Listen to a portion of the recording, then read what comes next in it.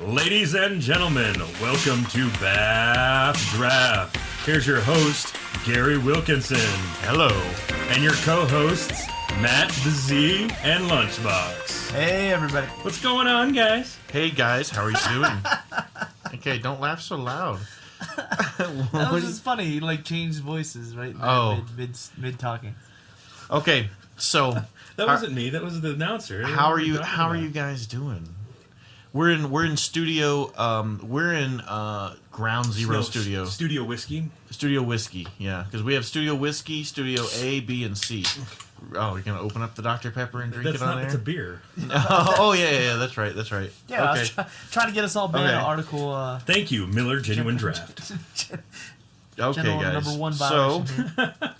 I'm gonna open up this nice fresh pack. Well, hold on. Let's say what happened. I mean, I like to know a little bit about the backstory of BAF Draft, right? So we had a little bit of drama happen. Not drama, but a little bit of complication this needs to be happen. brought up. Yeah, this is funny. No, not even. Okay, maybe you don't understand. The response. No. Oh, what are you about to go? Okay, so basically, today. All right. Okay. So today is Monday. We were gonna record yesterday, but I had a meeting during our normal recording time, so we had to hold off for another day. But due to working conflicts, we had to actually not include two of the people we're gonna have. We're gonna have, obviously Ryan was coming back and Zach was coming back, but we couldn't have them back because of work conflicts. So we had to record on a different day in a different office. Correct. What are you doing? I'm just talking into the microphone. He looks like he's sitting with a stick up his butt, ladies and gentlemen. I'm getting used to the new microphone. Oh, Okay. So we're going to pack one, pick one, and guess what we got this week? The same thing we've had. We did the cube last week, so we're doing one Oath of the Gatewatch. I thought it was Legacy Masters. No, when we get those in, I can't wait till that comes in. We'll talk about that here in a bit. Okay, so I'm gonna open this fresh. Well, hold on, pack. but it's not just a pack. No, this is a pack I won, and we'll talk about that afterwards. This is my winning pack. So, this is the best This pack kind. is provided to you by Gary for actually winning a game. I got second. Okay, first card. White. Mighty Leap. We all know what that is, right? The instant. It's got a picture of a guy jumping. Yeah. Gives your guy +2/+2, flying to end turn, instant speed. The Leroy Jenkins card. So printed 1.5 million times. Yes, so yeah, it has been around for a long time. Is it playable? I don't use it. I don't draft it. What's it do again? Is it playable? It gives you instant speed. Target creature gets +2/+2 against flying until end of turn. Yeah. What deck plays it? It would have to be a white beast deck. White and green something. Give one of the big guys flying +2/+2. I don't know. It's not. I mean, it's first pick now because it's the first card. So No. I mean, obviously it's not first pick. It's not even remotely close to first pick. yeah. Is it playable? My question, I don't play it. Do you put it in your Circumstantially, yes. What decks?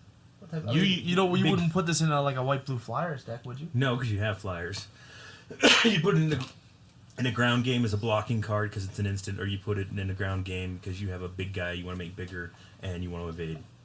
Yeah, I don't use it. I think there's way better stuff that works. I don't know. I'd rather have a creature that's a 2/2 flyer. I don't know. I don't know either. Yeah. So, next one, Cultivator Drone. That is 2 and a blue. It is devoid. It is a 2/3, and its ability is you can tap it, and it gives you 1 colorless mana, and you can spend it only to cast colorless spells or activate the ability of colorless permanent. Well, because it's the first pickable one I've seen, this is pick 1 so far for me. I had 2 of these last week when we played, last tournament. Worked out really well because I had some colorless stuff in there. But, I mean, it is a 2/3. I mean, right now it is, but I didn't pick this till way later though. So, well, let's go back to the first card here for a second. There's a lot of 2/3 in this format, So that'd be a good card for removal, for a 2-cost removal card. But it'd be for blocking. They're thinking they're going to sacrifice something, or they have something that maybe a 3/4, a little bit bigger. They think they're just going to take you out. So yeah, it's playable. All right. As far as Cultivator Drone goes, this is a card that definitely goes up there in the annals of top 10 cards that is undervalued in our community. This is a first pickable card. Yeah, it helped me. No. This is a first pickable card in the pack. That goes. 10th, 11th, or 12th. It's a blue mana ramp. Yeah, it's blue mana ramp. Yeah, which is big. It's everything you want. It's blue and it's mana ramp. Yeah. And it's in blue. All right, so next one, Expedite. And the Devoid is great. Yeah. So, Expedite, 1 red. Target creature gains haste till the end of turn. Draw a card. I mean, unless you're playing a... what is that deck called? What's that called?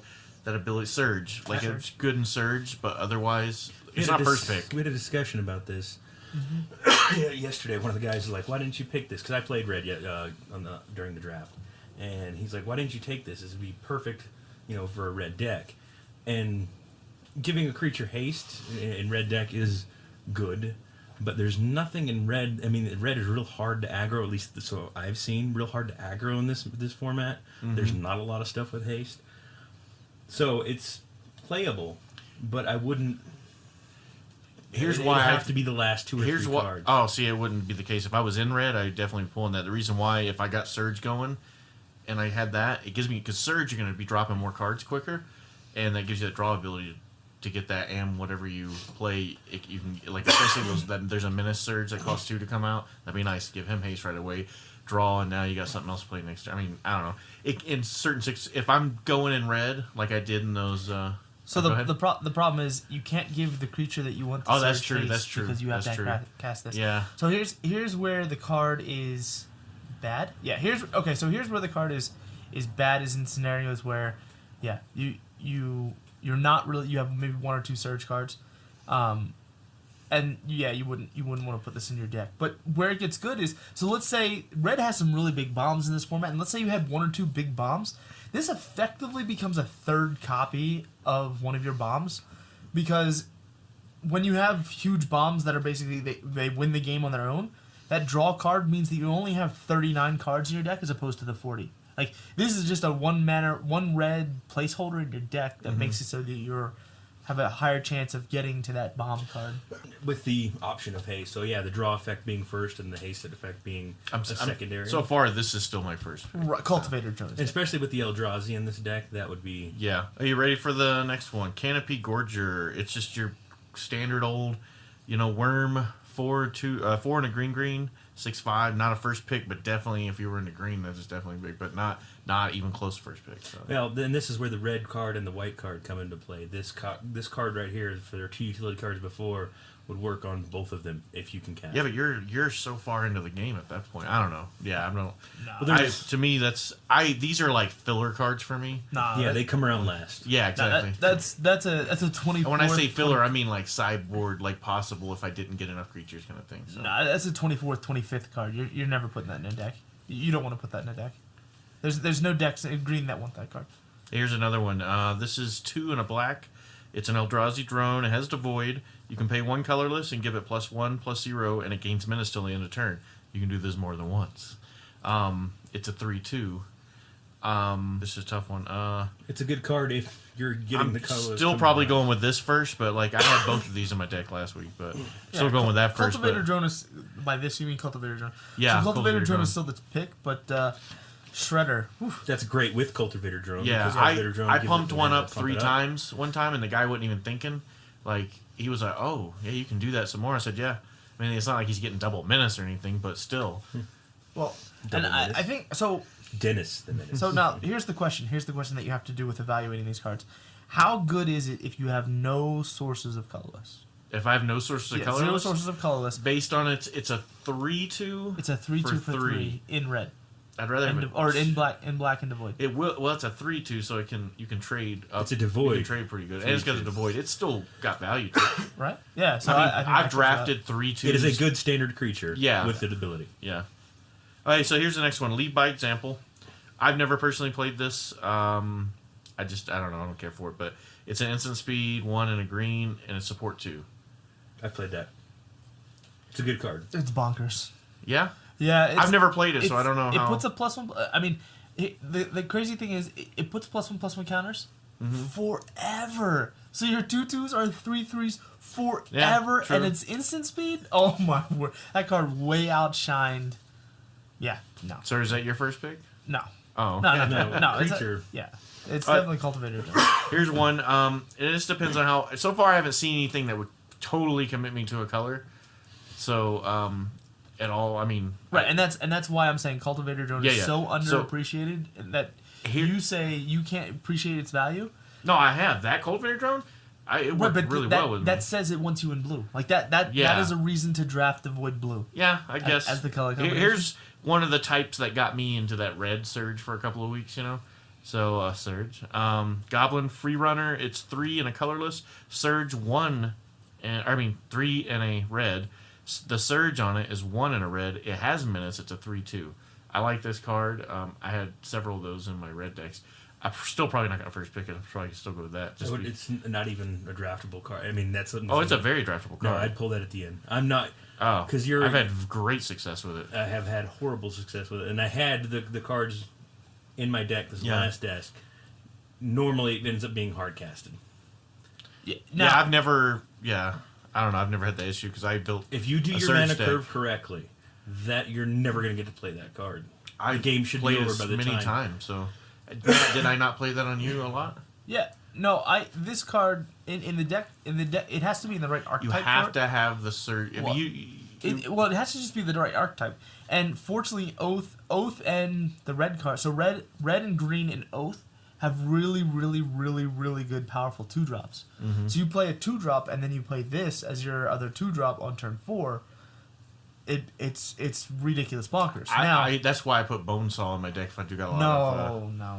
Okay. But the inverse is also true. This is a terrible 4-drop. Yes, like terrible 4-drop. Abysmally terrible. So if you don't have mostly 2-drops that you're putting this into a deck, I'm not going to play it. I'm not going to play. If your mana curve is done correctly when you build your deck, that card should not be needed. Now, if your mana curve's on the low slide and you're trying to do a quick aggro, low cost to get stuff out, then that's a good card for 2, but that's the only situation. Well, and we had the lead by example. So the last draft that I had was a green-red, and dropping lead by example onto even one creature, and then it's turn 4 by this point. So dropping lead by example on even one creature, and then the Goblin Freerunner to follow it up with, it was so gross, and it just put terror in the eyes of my opponent.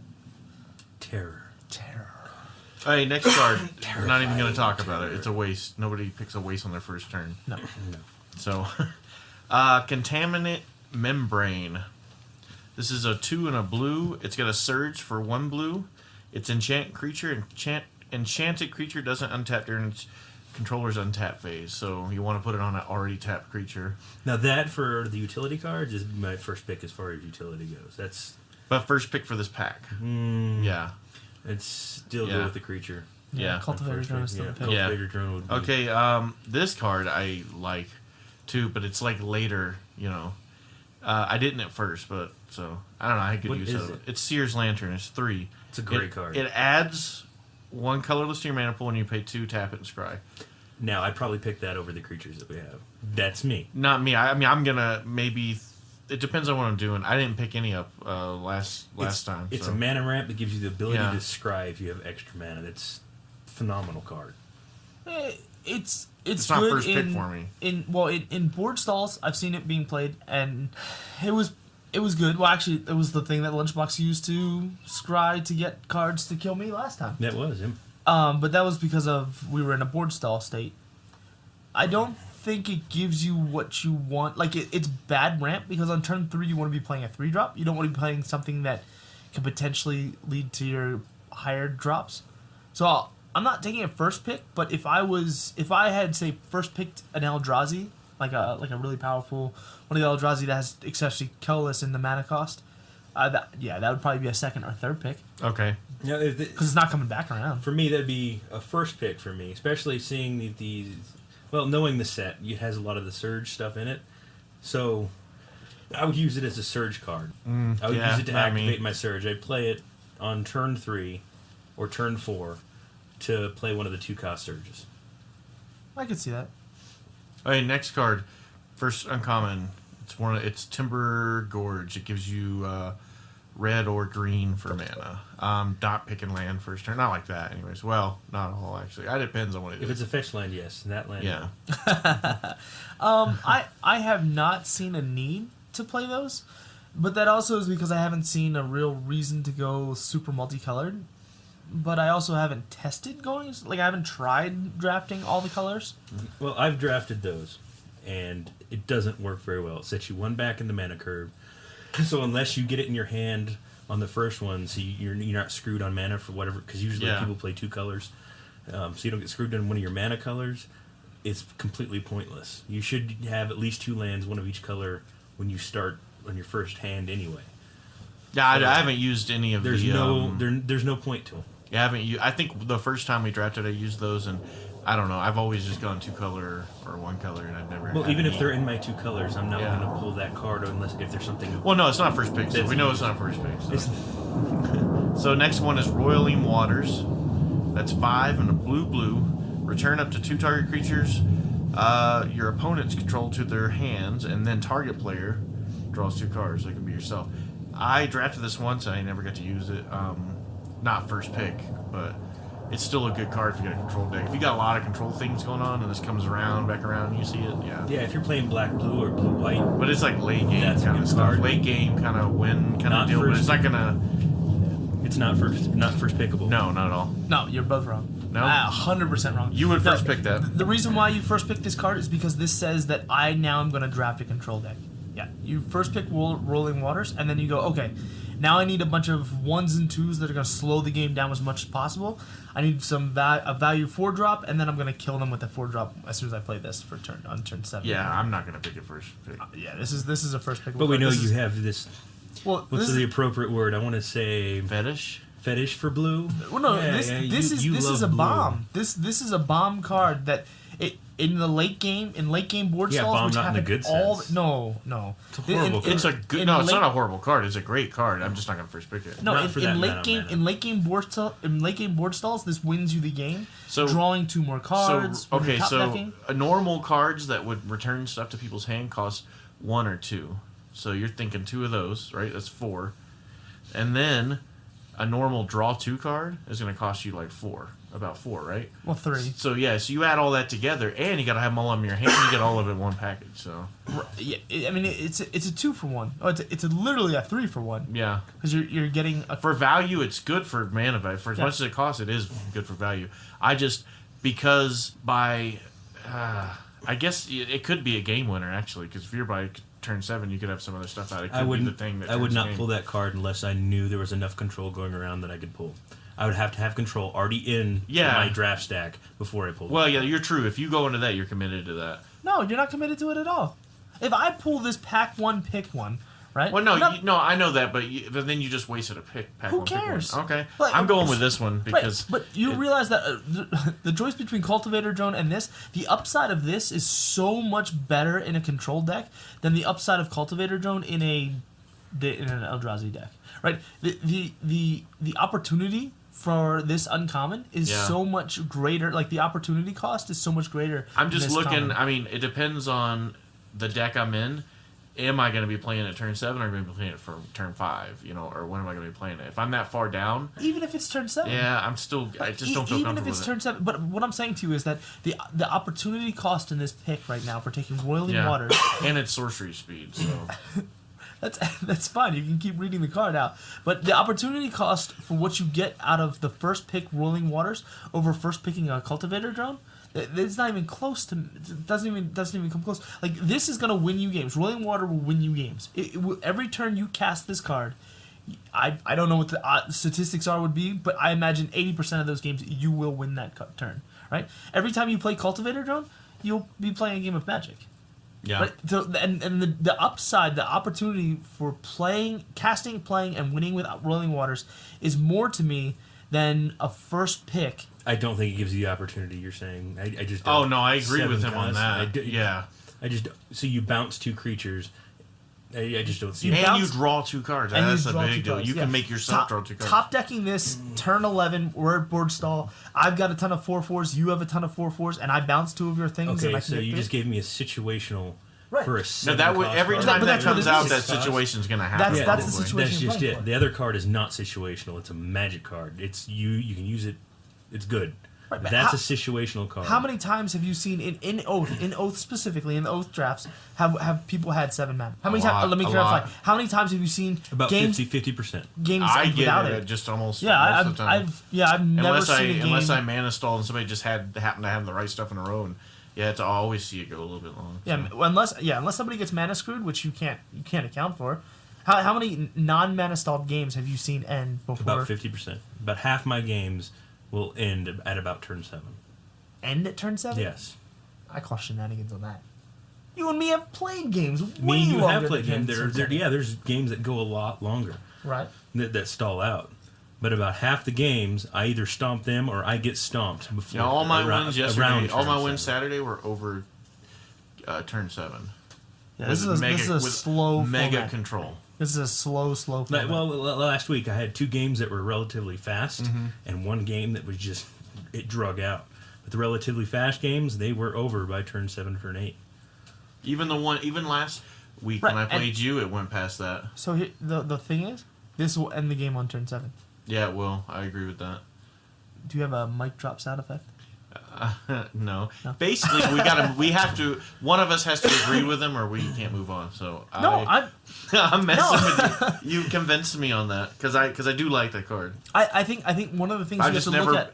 One of the things you have to look at when you're making your picks is this? Yes, I could be wasting a pick, but first picking Cultivator Drone is not the end of the world. Like if you could literally first pick any of this stuff and rip the card, throw it away, and keep drafting, and your draft will be just fine. So I think you have to look at the opportunity costs, and I see the opportunity cost of Rolling Waters. It's just I just don't think it's that high of a and that's okay. I don't agree with that. We can all agree, disagree, whatever. So here's the next one: Iona's Blessing. I just think the artwork's really cool looking on this one. I like that little ring. This is a 3 and a white enchant creature. Enchanted creature gets +2/+2, has vigilance, and can block an additional creature. It's a good enchantment. I just haven't played it, so I don't know. How much is it? 3 cost? It's 4 cost total. Or 4 cost? I wouldn't pick it, so. Not first pick. Well, here's I would pick it first. I would love to pass it, right? So then my opponent plays it on, say, turn 6. You return the thing to his hand. And then on my turn, I Rolling Waters it back to him. Okay. Rolling Water's not an instant, so they would play it on... Yeah, you'd have to... Well, you do it on his turn, you know. On their turn. And then on my turn, I Rolling Waters. Yeah. Okay, next card. Jory Unruined Diver. It's a legendary creature, merfolk. It's 1, a blue, and a red. And whenever you cast your second spell, each turn, draw a card. And it's a 2/3. It's... I haven't seen it ever played. I've had nobody playing against me. It looks like it's a good card, but how long is that going to last? You got to have that in your opening hand. When you cast your second spell each turn, I know if you cast this in something, yeah, but like it seems like that draw effect, unless you're into blue already and got a lot of draw and can play a lot of stuff, it seems like that effect's going to fade away pretty quick. It triggers off a surge. You realize that, right? Yes. All your surge cards now say draw a card. Gotcha, but you gotta. I mean, if you're into that, you're committing to that. You know what I'm saying? I don't know. I'm not first picking that. I would first pick that. No, it's double colored.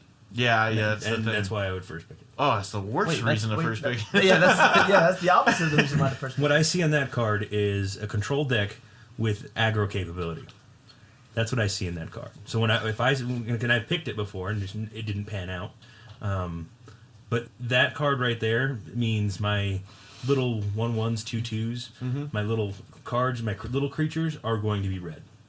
So my bigger creatures and my control is going to be blue. So if I'm playing, where are all these little 1/1 red guys? Because you're not going to get that many drafting. 1/1s and 2/2s. Okay. You only need a few of them to slow the game down. I'm just saying you're committing to that, and you don't even know if that'll even get past you after later on. That's then fine. it's just a wasted pick. So I don't know. I wouldn't. I mean, that's your pick. Okay. So I'm still divided on this. He's convinced me more on that. You're on that. So when I say that, I'm divided between the 2 blue lunchboxes. And it's rare, and it's worth Puka points. It's not worth that much, though. It's worth like 40 or 30 cents. That's 30 Puka points. Yeah. If the diver came around and I was already in blue or red, and I thought I could splash, and I thought it would be good, I'd probably take it just because I want it for my commander deck. Oh my god. I'd pick it first, and if my pack 2 came around and I thought I could make it work, or pack 2 or 3, that's when I would decide I would play it. If I couldn't, then I'd move on. But Gotcha. Okay, so Saturday's game. Did Ryan? Is this Ryan won it? Congrats, Ryan. Is that the second time in a row? Yeah. Okay, so he's 2. He's gonna go for that tie. And then I got paired down in the last round because I went in. Well, I got a bye. Mm-hmm. So then I went in second round. I mean, I dominated second round. We had 11 people show up. Yeah, third round I got paired down. So I knew, I think regardless I was going to get second place if I won, and I did win, because no matter what, because I had the bye. So it's one of those unfortunate things that happens with the random matching. So I was just curious, how did your match go with Ryan? Because you played him at the end, because you got third, right? Yeah, I got a little mana hose. I got a little greedy with my mana. Game 1, I was really heavy on 2 drops with green and blue, or green and red, and I drew nothing but mountains. Okay. Kind of got a little color screwed there, and then the second game was real good, real intense battle, and he just had all the removal. Did he play Chandra on you? No, he didn't even play it in his deck. I thought it was in his deck. Mm-mm. It was in his side. Must have been a sideboard. It was sleeved, I think. Yeah, he was running a white blue flyers. Oh, then never mind. I'm thinking I had the wrong guy. Okay, so he had the white blue. It was who was the other guy you sponsored? He must have had the red. Yeah, because there was a Chandra pulled that you got lunchbox. So out of that whole deal. No, So. Ryan pulled the Chandra. Oh, he did. Okay, What he he had said. it. It was sleeved. oh, So then did I sponsor Ryan? yeah, you sponsored Ryan and somebody else. So okay. So first off, the Landfall Big Bomb combo you had. Oh yeah. I had I don't even know the name of it. I had the 4 and a mountain 4 and a red for a 5/4 for a 4/4 flying dragon monstrosity. Had landfall whenever land enters the battlefield, deal 1 point of damage to a creature or player. If it's a mountain, deal 2 damage. And then I had the Orin Reef thing, the green one, basically the exact same thing, but it's green. And whenever a land enters the battlefield, put a +1/+1 counter on it. If it's a forest, put 2 +1/+1 counters on it. And I had 2 of the blighted search lands. Nice. Yeah. So there was a turn where drew a forest, played a forest, sacked the fen, and put 2 forest into play, so put 6 +1/+1 You didn't get counters. any of the what's the one called, the common sack fetch land? It comes in tapped. What's it? Evolving Wild? Yeah, Evolving Wilds. You didn't No. pull any of those. Okay, yeah, I saw one guy had a couple of them. So Nah, I wouldn't want Evolving Wilds gotcha. Okay. in that deck. Okay, so how did you do, Lunchbox? Not good. No. What happened?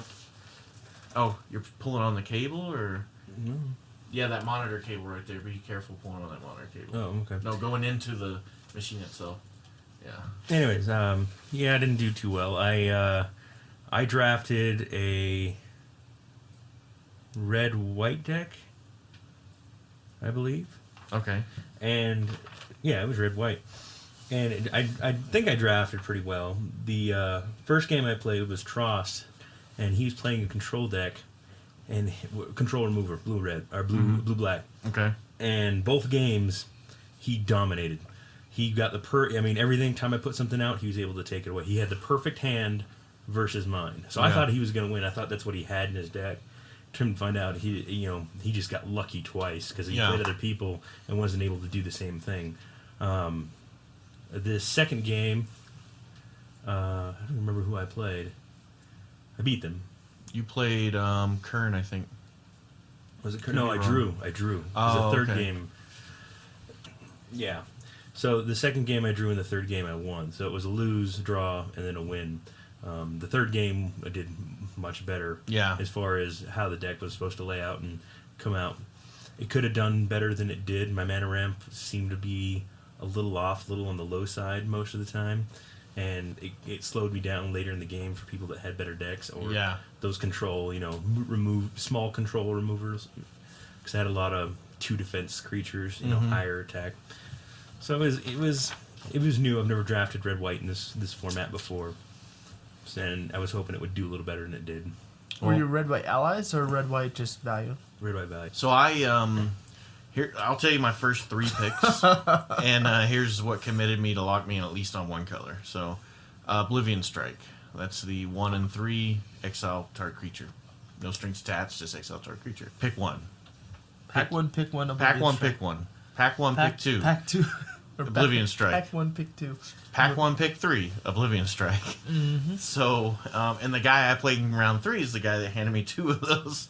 So, and I went right into the black. And I said, let me just do this blue control. So basically, I played 15 creatures. That all worked together with the whole devoid thing and some of the processing, and had the ability to get some, do some little tricks there with the Eldrazi kind of deal. That's a really valuable card, Oblivion Strike. That's what Trost had in his deck. He had 2 of those. So if you would have passed on black, because the other guys were playing colors, he would have had more. Trost would have had 5 of them at that point. Well, it wouldn't have went to him. Those wouldn't have went because I think they would have stopped at who was Zach was doing blue and black as well. So, and I was glad he was on that end. You know what I mean? Because he's getting my leftovers. I only got one of his leftovers, and Tross, coming around. So I kind of felt like I had a little bit of advantage. I was getting Tross leftovers, but I didn't want it with 2 different people at one time, except for the one way around. So. Yeah, does that make sense, Matt? Mm-hmm. Okay. I'm glad you played those colors, because if you would have let either one of those 2 get it, they would have been strong. Would have been dominating. Well, the big winner for me that really helped me out was, I cannot remember the name of this card. So the new guy, I'm going to bring this up. The new guy, he pulled a Canopy Horizon. He was sitting next to me. That was the second. That was the first pack. No, it was the second pack, so it was coming back around the other way. So he pulled it at the second pack. He goes, "Hey, is this one of these expeditions you were talking about?" And I'm like, "Yeah, and that's a really good one too." Yeah, a guy just kind of showed up at the end, like, "Oh, I want to play." Well, this is his 3rd time playing with us. So. Yeah, but he's the guy that works at our mailroom over here. We're like, "Oh, we got 10." Well, and now he I showed gotta up. delete No, that. you've got 11. Here's an expeditionary. So I get his. It's 5 and 1 colorless, and it's a 5/5, and it basically it untaps in every untap phase. So and you can tap it for 1 pain. Endbringer. Yeah, Endbringer, and you can tap it for 2, make a creature not be able to block, or vice versa, I think. And then the coolest thing is 2 colorless, tap it, draw a card. Mm-hmm. And man, I was just drawing into everything I need on that. That thing helped me out just on that alone. And then I had the. What's that guy who's also... He's a 6... He's just 6 colorless. Or no, 6. He's a 5/5, and you can tap a colorless, and target creature can't block him. Pathfinder? Pathfinder won me the game, too, on that. Because when I had all that colorless, too, I was like, okay. Target creature can't block him, or target creature can't block him. But you can do it multiple times, and just come in for a big swing. I did that. Oh, it was great. It was awesome. So, I mean, 3rd game was a little more challenging, because I had to deal with the ally life gain thing. But it worked, man. So... But I had that. But keep in mind, I had 7, and that would have been 8 control type cards that I had because I only ran 15 creatures, and they just worked really well. And I had the other one that removes a creature and a land. I had 2 counter spells, and they exile them. Then I had the creatures that come in and it makes them discard. I had the two cards that make the opponent discard and lose 2 life. So it just really worked well. I mean, I was just the first game I got to play, which was the 2nd round. I just completely dominated the game with that. It was just. Felt weird. I had never played Control to that level before. So, and then Matt was doing a trick social experiment on me that he exposed me to that night. A trick social He was doing experiment. a social... Well, I thought it was a social experiment. He was... Okay, I'll let you take that one, Matt. Okay, so... Okay. Gary has constantly been saying over and over again about how great these fat packs are. And they are. So, I ordered, the 2 fat packs, and we obviously did the one episode where we opened all the cards of the fat pack. Well, if you're wondering what happened to the other... pack of fat pack. I basically took that, split that up, and I used that as my draft pool. That's why you were very evasive when I asked you about it. Yeah. Okay. So, throughout the course of the past 3 drafts, I've been using that as my oath packs, and lo and behold, it was useless. They were normal packs. Oh, so it was you opening them? Yeah. Oh, that seems a little rigged. No. So what if the theory was true? Then would you say you had a unfair advantage? How would I have an unfair advantage? Because you got these packs that are better than the packs we got. Well, but by what metric are you using the better word? I'm not okay. So if the better word is being used by the metric of drawing expeditions, then my draft decks would be worse because then I would not be getting the rare from them. Correct, but they're so random. It's just really They're more random than the box, supposedly, than the booster boxes are. Right, but the metric that you're looking Good at or is, bad. for good side is the foils. Yes. Right, and so if I'm taking the foil out of these packs, if I'm taking the foil out of these packs, I'm gonna then be passing the regular rare, correct? Making the pool better for the collective. Sorry, it's the air compressor. I can't turn that one off. Right, so I'm gonna make the pool for the draft better. That's true. The pool, yeah. Right, and so my individual decks would be worse. So did you track like what you got on them? No, nothing. I didn't Yeah, get no any, mythic no rares? foils, not a single foil. Or mythic? Or mythic rares? Yeah. No. Really? No, you should have got one. Okay, you know what? You got a bad one. I'm just saying. A bad one. You got a bad. One apple doesn't spoil the whole bunch in this thing. So, I'm still happy with my fat pack pool. So. Okay, what's the name of that new set coming out in like July? Eternal Masters. Yeah, Eternal Masters. So basically, it's like Legacy, right? It's gonna be cards from all of Magic's history, Mm-hmm. no cards from the reserve list. Okay. So obviously what we've seen so far, the biggest spoiler that came out, Force of Will Force of Will and Wasteland. Not Wasteland, Yeah. but Wasteland. Yeah. How many? Because I know Force of Will has been printed in Alliance as a uncommon, and there was a Judges promo. So this will be technically the second time it's printed. The Judges promo, there were so few of them. Right. Now the Wasteland, what was that? It only printed once or twice? I believe they also printed it in one of the special edition 20 limited print release things. Okay. I think the real high like the land one, the one that came out with all the different lands. What is Wasteland? I was reading about it, but I don't know what the card does. Okay, so Wasteland is it's a land that taps for a colorless, or you can tap it and destroy a non-basic land. Okay. You sacrifice it. So sacrifice it and destroy target non-basic like land. Gavany Township. Well, it's like that other one Mesavith. that it taps for a colorless and you pay one, tap it, and it taps a land. Right, but this actually flat out just Yeah, destroys. and there's the- another one that you can pay one, tap it, and it destroys a land. So there's a bunch of different versions of it. This is just the specific to. And this one is. And it gives you mana. This one's legal in Legacy. Strip mine, the card you were talking about. Yeah. That destroys a land. Yeah. Is not legal in Legacy. Okay. So Gavany Township, you can get rid of stuff like that, like lands that do things. Because You can also just get rid of all like the dual lands. you can get rid of the dual lands. I found in certain scenarios it can slow somebody down. It depends. If they've got a lot of the fetch lands and the stuff going on, they're going to get it back anyways and cycle through the deck. So Well, in Legacy, you keep riskier hands. You keep 1 or 2 drop hands. yeah, And so you can drop a Wasteland and kill their land. yeah. And then they just can't play anything for the next Oh, couple turns. gotcha. Okay. Or they're Was be wondering color that. screwed. The reason I say that is because I was playing Modern the other day with someone, and I had that. I didn't realize how useful that would be. So. In Well, Modern? you had Rashad. Huh? You had Rashad in Port. You did not have Wasteland. Or not Wasteland. What am I thinking? I'm thinking of the one that you pay 1 and tap, and it destroys it. So No. here's the thing. What's it called again? Wasteland. No, the set. Eternal Masters. Eternal Yeah. Mastered. So one of the things I was reading that made a good point is that this is not going to be. They're not going to waste value Modern cards on this. That's what it's believed anyway, and it Okay. makes sense because Modern Masters coming out next year, and they're going to save their Modern value cards for Modern Masters. So don't expect to see too many Modern legal cards in here that are high value in this set. Expect them in the Modern Masters. Yeah, I haven't next read the year. articles. And one thing I am curious if they're going to do is the other 5 fetch lands. Are they going to put those in there as mythics? Or rare. They should. Well, they can't put them. My theory is they can't put them as. They can't. It would be wrong, I think, to put them in as mythics. If they printed them out already in one set. Okay, so currently right now, so I'm talking like the Scalding Tarn, the other colors. So the only second Zendikar printing of those were the Zendikar fetch lands. Or the what do you call them? Those are Zendikar fetch lands. The only reprint they've ever done is these expeditions. The other fetch lands, they've reprinted them twice and done the expeditions. Yeah, they reprinted the Oblivion ones in Konzatar. Okay, so do you think they'll put those in there? No, I think Or they're going to also- put them in the Modern Masters. I don't think They won't put them in Modern Masters because they haven't done that with the other fetch lands. So, I mean, unless they decide to put all 10 of them or in there. they'll release them in another regular limited. I mean, I would lot. think they would because I don't think- it's weird because it's like really I don't- jacking the price on those things up. So. I don't think they're going to waste the value for the set for their mythics on that. I think they'll put them. Well, if they do it, well- I don't think they can print it mythic. So I have a theory behind that too. So I don't think they put them. well, because they would be they would be stepping outside of their realm of affecting the marketplace because they didn't print the others in Mythic except for the expeditions.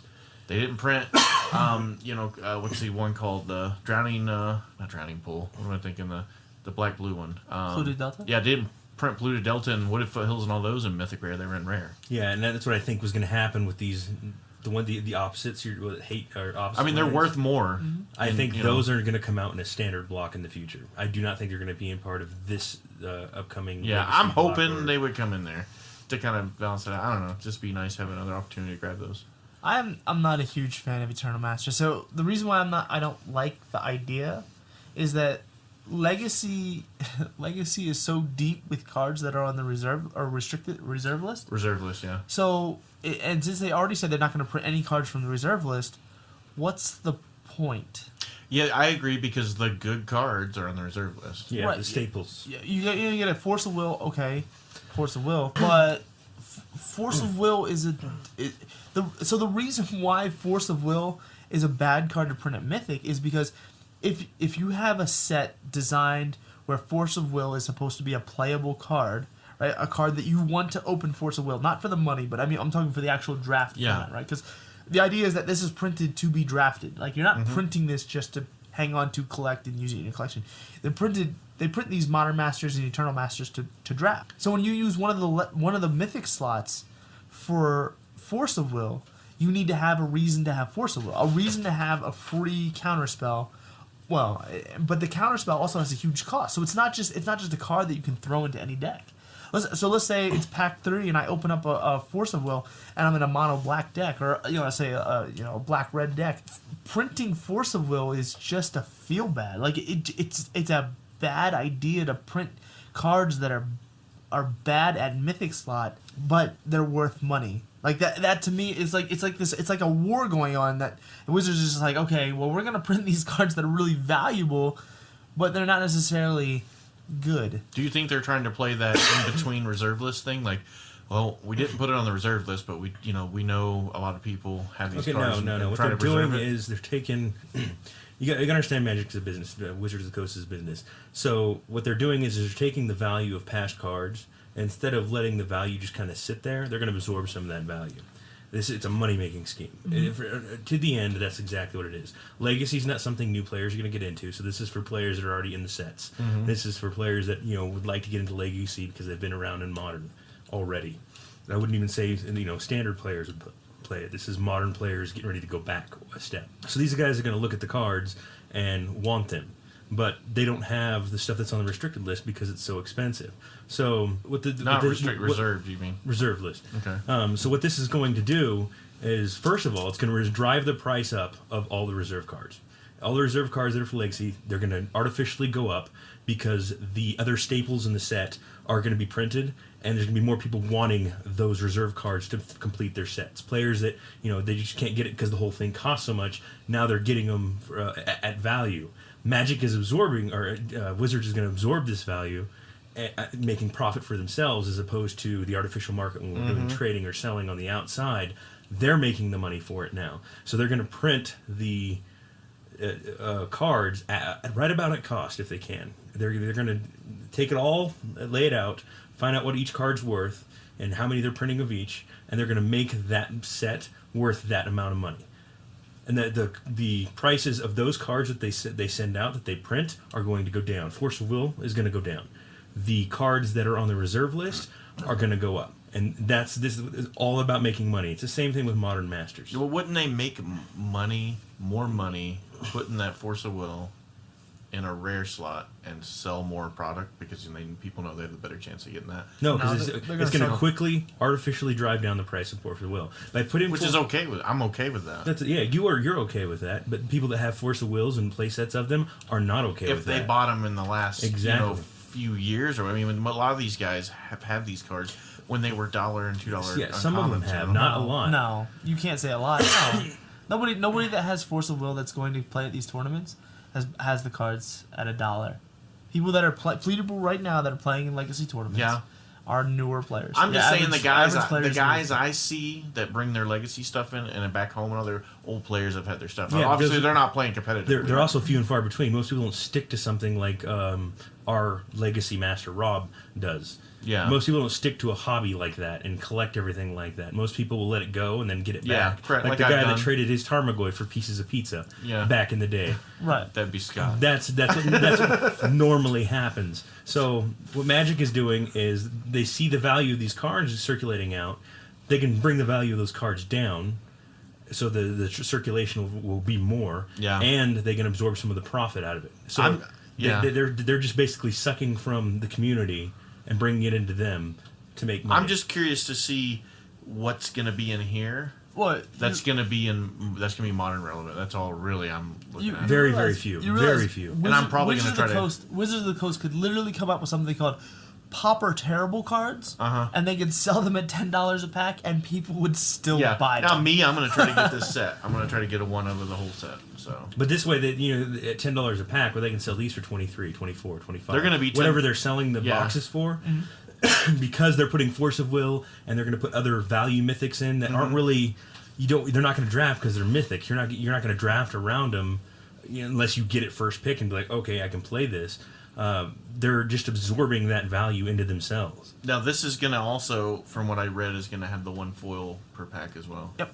So, and that's what's always boxes fun. are only going to sell with 24 packs in them instead of 26, just like Modern Masters. 36. 36. Well, Modern Masters, right? Modern Masters is 24. 24, yeah.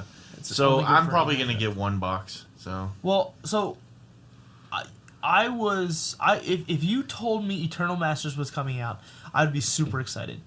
Telling me Eternal Masters is coming out and putting in Force of Will makes me super depressed, right? Because Modern Masters 1 came out, it had Tarmogoyf in it. Tarmogoyf was a playable card in Modern Masters 1. Modern Masters 2 came out, had Tarmogoyf in it. Tarmogoyf didn't do anything. It was a 2-cost 2/3. It was a 2-cost 0/1. Like it didn't do anything in the deck. It was just a mythic rare taking up a mythic rare slot that cost money.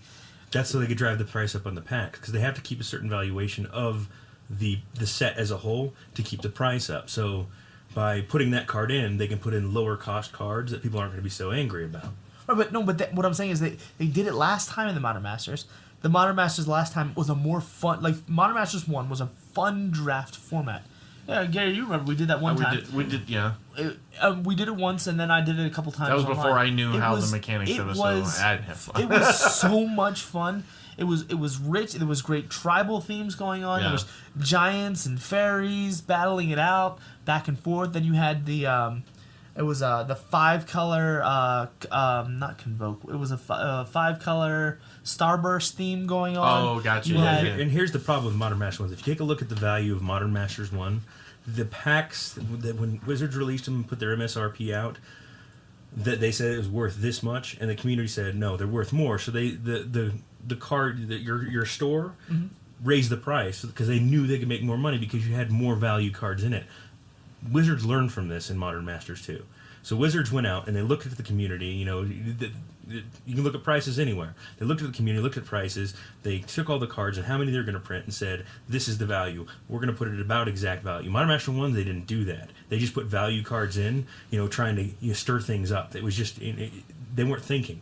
Modern Masters 2, they were thinking. They were losing $100 per box to every store because they were raising the prices that much. Yeah, but and the store was pulling the profit. Since And Wizards, that's okay. since Wizards doesn't actually make, Wizards has a history of putting out product for cheap. They put out what was the thing called, the top 20 cards where they reprinted Jace the Mind Sculptor. It's got the one with the 20 on it, the circle. The MSR it was the 20th edition. It was like the 20th, something like that. Yeah. The MSRP on that was only $40 or $45. That's what I'm saying. It was specifically given to stores so it could raise stores' money, because Wizards makes literally no more or less money than what they sell as boxes, and the boxes are going to be valuable. And that's just it. They're learning from their mistakes of the past, especially now. If you haven't noticed, Wizards is tailoring everything to the market.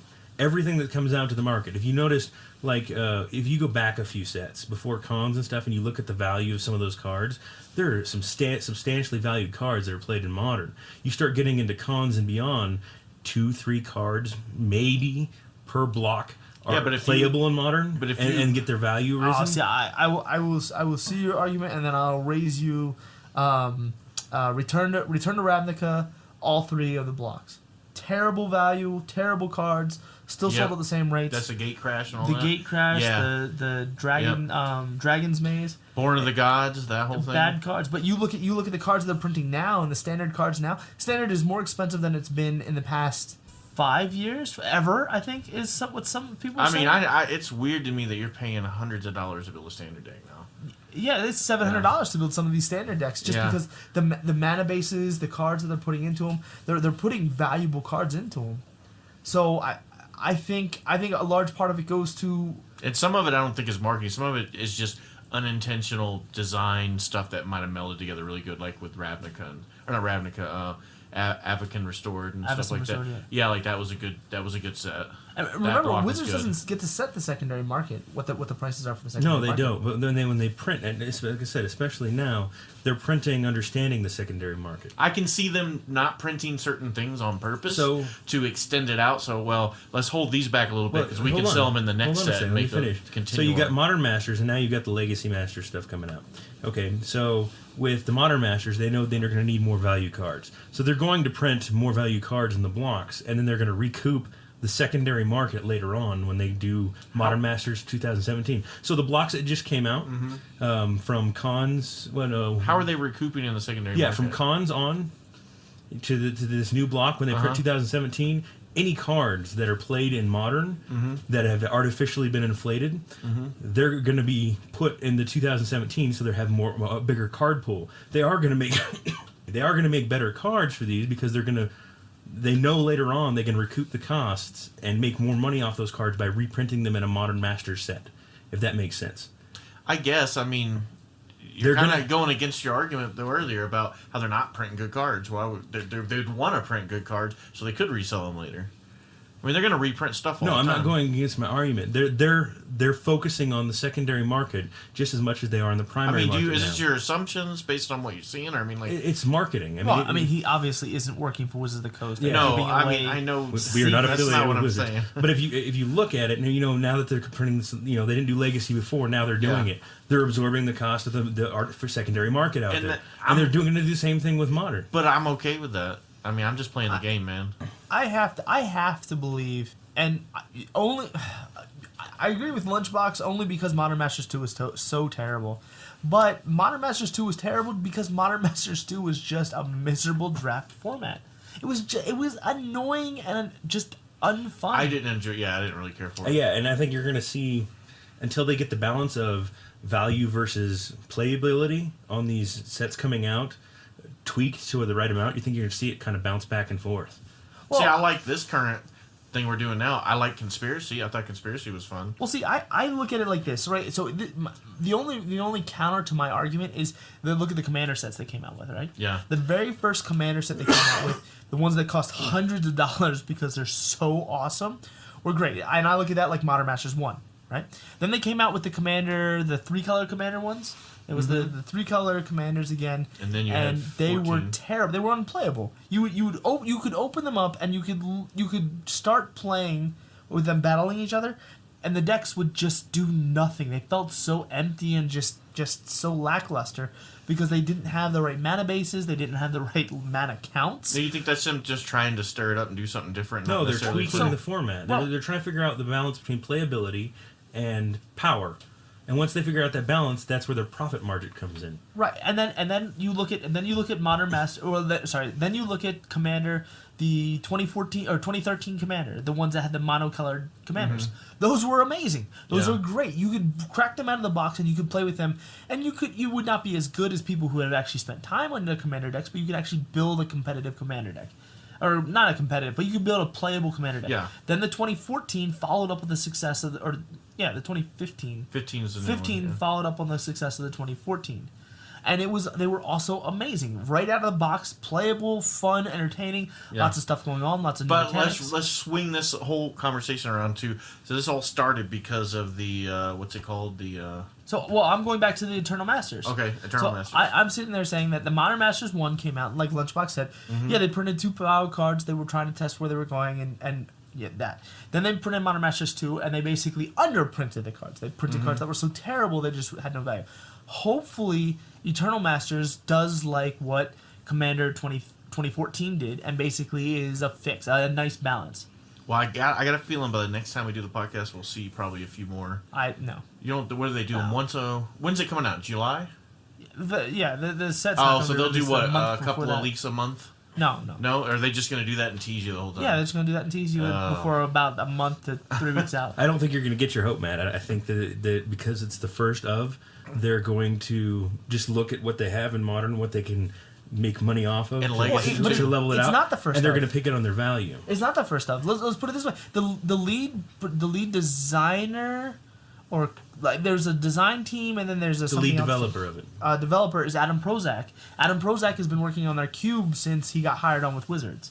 So hopefully, Adam Prozac is the one who used to write articles that I used to read all the time. So that's the only reason I've really focused on his name. I'm kind of excited to see, okay, what is Adam Prozac actually going to do with this? And as a player who plays the game and person who's drafted, and I've watched him play on Twitch and I've read his articles and stuff, I have to believe that marketing is not going to 100% drive this. And if marketing 100% drives this, you won't see me on this podcast because I'm not going to play Magic. I'm not gonna play Magic in a game where it's all about money. Mark this down. Yeah, well, if it's all about money, that's why I like. That's why I like limited. Hold on. That's why I like limited. Don't get screwed up here. Wizards is all about money. No. Wizards is not all about money. They absolutely are. It is. Wizards is a business. They are all about money. So by helping you as the customer, they make money. So, but it is all about the money. In the end, that is what it's all about. So when these things come out, then they're gonna cater to. When these things come out for the first time, when a first format comes out, they look at it. They're looking at it from a money standpoint first. Then they're looking at it from what are these people going to want second. Right. And that's what's going to happen in Legacy. Even with him, Matt Prozac, or what's his name? Adam Prozac. Mr. Prozac, behind the scenes, he's played several of the decks, but now he has to figure out which ones now it's in a limited format. So he's got to take his cube experience as opposed to his legacy experience and build these out. But it's got to be draftable from the picks that he pulls. And it still has to meet the value quota of what Wizards is selling these boxes for. He's got a lot on his plate. The whole team does. Because they first said, okay, a box is going to sell for what, $225, $250-ish? Probably right at $220. $220. So $200, $220. We got to make a box worth $220 on average. So they've got to go through and they're going to value cards. You're going to see a lot of cards that aren't going to be put into it because they're going to save them for later as their mythics. They're not going to use it for this set; they'll use it for past sets. What I was... So, and you see the articles that are written. The one I read said it's going to be about. They estimate 2 mythics of each color, 2 mythics of colorless, and 2 mythic lands. That makes sense to get their value. But by doing that, there's got to be cards that cost more versus cards that cost less. So now he's got to do it on a cost basis as far as marketing is concerned, as opposed to a cost basis as of the playability of the card. Yeah, but what does Wizards care what the secondary market is? That's where they're pulling their money from on this. How? That's how they're doing their valuation. By printing these cards, they look at the secondary market. What can we absorb from the secondary market? That's the question. What can we pull in from this market? It's like stock. So the cards that are out in the field are just like stock. When you have stock in Microsoft, you own a Magic card, basically. They don't have any control over the cost. You sell it. When you sell it, you don't sell it back to Microsoft. You sell it to the other companies. So Magic, as far as Magic the Gathering, the cards are the stock. They're doing a buyback. That's exactly what. How are they doing a buyback? By issuing more stock. They're doing a buyback of the value of the cards. They're dropping the value of the cards so they can get the value to themselves. They're pulling value from the secondary market. That is the explanation for Modern Masters and Eternal Masters. Yeah, I see where you're going. They're sucking the value out of the secondary market for profit for them. But they're also hoping, but they have to be hoping to do that, not just so they make, obviously they make profit, but also to make some things more affordable for other players to get more players. You're right. But by not printing the cards that are staples, that the only conclusion you can come up with. If you can't print anything from the reserved list, which are staples in Legacy, and you're pulling the value out of Legacy for the cards that are out there that they're not on the reserve list but they're still staples, those cards that are not on the reserve list that are staples are going to plummet. Their price is going to drop. Well, okay, you say plummet, but look at Tarmogoyf. Tarmogoyf was $100 before Yeah, it went Modern the Masters. opposite. It After went the Modern opposite. Masters, it That's was $100. you're talking modern. After You're talking a completely different format. But this is the same format. The cards that aren't on the reserve list for Legacy are legal in Modern. Yeah, they're not. What pretty cards? much. What cards are you looking at? Jace the Mind Sculptor. He's one card they could print. They could print Jace the Mind Sculptor in this set, and Liliana. it'll still be $100. And then that's exactly. I don't think they'll print Liliana. They're going to use Liliana in a modern Masters set. Yeah. They're going to print. I agree with them on that. the They're going to value save legacy some of the cards. good ones and spread it out. Because now they have two formats. We'll never that know they until we support. see. Now, what's the theory that, or the rumors that I've heard about them doing a legacy format without, like, what was it? Without the reserve list, or without certain things being banned? So the Like another version of Magic. well, the thing I've heard is that they're going to basically change the Legacy deck, Legacy legal, and so anything that's on the reserve list is going to become illegal to play. Is going to be basically banned in Legacy, and so the thinking behind that is that this will make it so that if you draft this, you can then create Legacy decks with some extra cards needed off. But the they'll side. still have traditional Legacy. And though. that makes sense because now they're artificially creating a market for the cards that are coming out. My argument is that they can come out with a set. They can come out with a set. Is Eternal Masters, and they can print nothing but spicy hot garbage. If a bunch of garbage rares that nobody wants, they can print it with the Force of Will and the Wasteland. And people are going to buy and it. people would still buy it Because they're going to throw all that other crap in their commander decks or something else. and they'd still be happy about it. I don't think so. I don't- wouldn't be. You won't see me buying a box I don't if there's think a if, bunch of high. if people do not hot, get spicy the value crap. for what they're paying for, they're not going to be happy. I'm saying- If someone spends $220 and they don't get roughly that in value off of what they pull in, if they're like me, because you guys see me, I do this for the money, or I do it for the return on the economical side. That's what I do cards for. It's why I keep cards for economics. If I bought one of these boxes and it ended up being a $50 box, I'd be pissed. Right, but that's what happens. Yeah, that's what happens most of the time when you Yeah, open a box. that is most of the time. That is most of the history of buying boxes. You buy a box and you don't make it. You're buying See, a box. I haven't noticed that, and that's why I continue to keep doing what I'm doing, because my value in the past has either equaled or been above most of the time. Now it depends on how you're like. Are you getting that value back? And you know, I know you've done all the Puka stuff, but I don't know how many boxes you bought and how much stuff I processed for you on Puka, because I know you got a lot of stuff out of it. You know what I mean? Mm-hmm. But I don't know if it equals to what you paid. So Yeah, you know but what I mean. Yes, it we're absolutely comparing. has. We're comparing just raw opening boxes to drafting. That's a completely different animal. Drafting, Right, so you get a lot more value. in drafting, you have more control over the value. So if you get 3 packs, all you need to recoup is 3 packs worth. You don't have to account for the packs that were completely spicy, just garbage, just absolutely useless. 15 cards of nothing, no card worth over 50 cents. When you draft, you're now looking at what let's say it's an 8-man pod. You're looking Yeah. at 24 packs. You have 24 packs of attempts to recoup the value for spending $3 or for 3 packs. So $30 on this one. right, but out of this one, all you need to the recoup value. If you look at Modern Masters 2, the recoup value that you get per box was terrible. It was, and then you're right about that. If I hadn't pulled the Tarmogoyf, the Splinter Twin, and the other high-value cards out of it, which was no guarantee, it was a foil Tarmogoyf, Right. that's what drove me above. Yeah, I would have lost money on it, and that's why people were mad about Modern Masters. There was a lot of complaints about Modern Masters, too. Well, but most of the complaints I heard from Modern Masters was just that the drafting was that, because the way when I look at a set like this, right, I don't look at cards and their applicability for whatever's coming out in the future. I look at it for the format itself. When they create an individual format for that format, for that draft, and that draft was miserable. That draft was boring. See, unlike most things in the world where causation doesn't equal correlation, it does here. Because the value of a card is directly proportionate to its playability in the format that it's in. So, Force of Will, being a mythic, not draftable, but Force of Will in another one is. But the other cards, when they build them out, if it's a draftable card, but it's also playable in standard, that card is going to be, or standard legacy. Let's say we're drafting legacy, and this is out. That card is going to be extremely high valued because you can use it in both. Right. And what they're looking at, and I'm sure they're looking at that too. Well, you also We've only seen 2 cards out of this. No, I think this is a healthy conversation to have. So, well, okay, look at it from another standpoint. Is the artificial inflation of cards that happens from people who buy boxes, right? So, because like you said, it's like the stock market.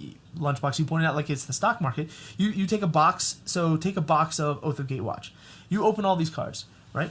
So you, Lunchbox, decide that, hey, I spent $100 on these cards. I'm getting $100 out of these cards. So you pick one of the cards out of there, and you say, Corn L, Ruin Diver. Yeah, you got some text on you. Yeah, you may be playable, but guess what? I'm selling you for $50. Now, the other people may go, hey, wait a minute, Lunchbox, this guy who sells cards most of the time and is big at selling cards, is saying this is worth $50. Well, I've got one. I'm going to say it's worth $40. Somebody else comes up with one and says, "Oh, he's at 40. Lunchbox got 50, and Lunchbox sets the price for these things. I'm going to say it's $45." And that's what creates these artificial prices and artificial values on stands. At the very beginning, you're correct. Yes. Once they're out there, the market is set by supply and demand. How much do people want the card versus how many people are selling the card? Because the better value a card is, people don't want to get rid of it. They want to use it. So you get more people keeping the cards, and then the ones that are willing to part with them, there's a lot more people out there that want to buy them. With this set that's coming out, and same with Modern Masters, they already know what the supply and demand is out there, because you can look at the secondary market. They haven't been printed forever. There's the market's set in stone. Well, and it fluctuates very minorly. What they're doing is they're like I said before, they're absorbing the cost, and they know what the card is worth because it's artificially been set by the community, not just one person.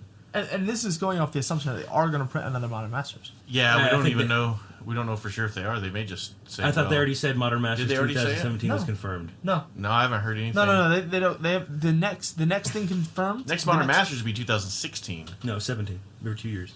Yeah. It's every 2 years. I mean, if they keep to the track record. Oh, see, I didn't realize that. Okay. Yeah, but the next confirmed set to come out is Eldritch Moon. What is that? It's the second set of the block for. For Shadows over Innistrad? For Shadow over Innistrad. They haven't even announced... announced... I didn't even know they announced the name of it yet. Yeah, they haven't announced the next block yet for fall. Yeah. So, yeah, no, there's been... to the best of my knowledge, there's been no confirmation of a Modern Masters 15. And people were hoping... Or 17. And people were hoping that this set is going to have, like, Damnation, a card which... I'm willing to bet a paycheck that they will continue this legacy... what is it called? Eternal Masters? Eternal Masters and Modern Masters, as long as they can pull value out of it. It's driven the price of stuff up, I'll tell you that.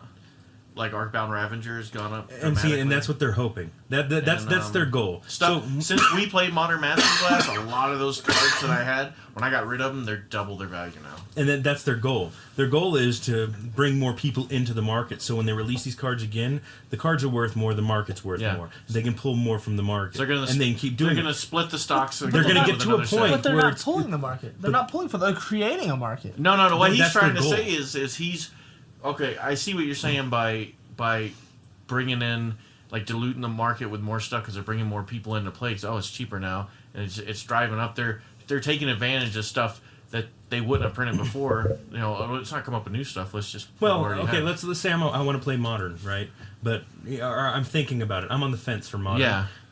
What they want me to do is to start playing Modern. So when they release the Modern Masters set, it gives me the incentive. Oh, I want to try Modern Masters coming out. Awesome. I'm going to draft it anyway, so I'm going to get some of the cards. And now, because I'm going to have some of the cards, it's only going to cost me $200-300 to get into it, to get me the Modern deck that I want. After all said and done. So I'm drafting Modern. More like 1,000. You get the point. Yeah. So the people that are on the fence now can jump into the market, and that's what they're hoping for, is people to get in the market to keep those costs the same. Then they're going to level it out. They're going to try to level it out to where when they release, that prices will stay the same. That Tarmogoyf Twice is a perfect example. A lot of people saw the value of Tarmogoyf, but it was too much.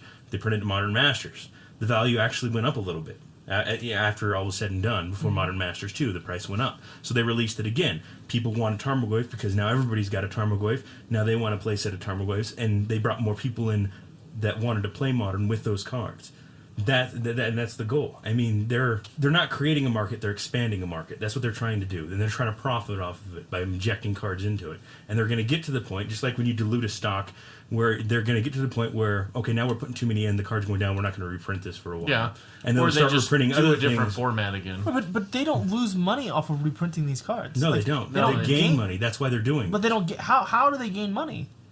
Nobody's going to go out and buy another box of this or not buy a box of this based on the secondary market. Like, nobody, no player is going to go, all right, well, I'm not going to draft this. It gives them Eternal Master. another product besides just their standard block stuff to sell, is what it's doing. But that's that much more they're making. But they could sell. They could do anything. I know. They can do whatever they they want. can't do anything. Yeah, they can because people will buy it. People will buy it. There are people will buy it and they'll lose customers. And there's examples of this in the gaming industry all over the world. If you look at Blizzard Entertainment with their games, look how much they lost because they flooded the market. Now, keep in mind, Magic's been around since 1993 and done very successful since then. They're very good at what they do. A lot of it's because the game is good and fun to play. They're good at what they do because the final product is good, right? Yeah. They're good at what they do because customers are willing to go, okay, well, we can take a hit on this set being bad because we know in the next, like for drafting, we can take a hit because we know that this draft format is miserable, but we'll look forward to the next one.